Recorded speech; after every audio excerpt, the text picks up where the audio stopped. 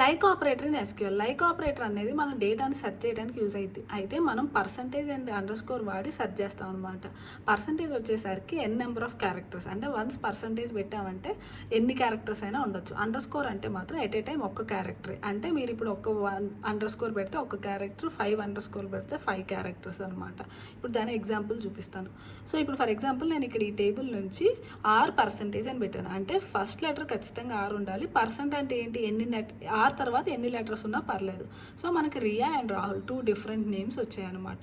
ఇప్పుడు నేను అదే టేబుల్ నుంచి ఏం నేమ్ సెర్చ్ చేయాలనుకుంటున్నాను, పర్సెంట్ ఏ అని అడిగాను. అంటే లాస్ట్ లెటర్ ఖచ్చితంగా ఏ ఉండాలి, ముందు మాత్రం ఎన్ని లెటర్స్ ఉన్నా పర్లేదు. నాకు అప్పుడు ఏం వచ్చాయి, రియా అండ్ మీరా అని వచ్చింది. ఇప్పుడు ఫర్ ఎగ్జాంపుల్ నేను ఇక్కడ అండర్ స్కోర్ ఐ పర్సెంట్ అని ఇచ్చాను. అండర్ స్కోర్ అంటే ఏంటి, ఒక్క క్యారెక్టర్. సో ఐ కంటే ముందు ఒక క్యారెక్టరే ఉండాలి, సెకండ్ లెటర్ ఖచ్చితంగా ఐ ఉండాలి, ఐ తర్వాత ఎన్ని లెటర్స్ ఉన్నా పర్లేదు.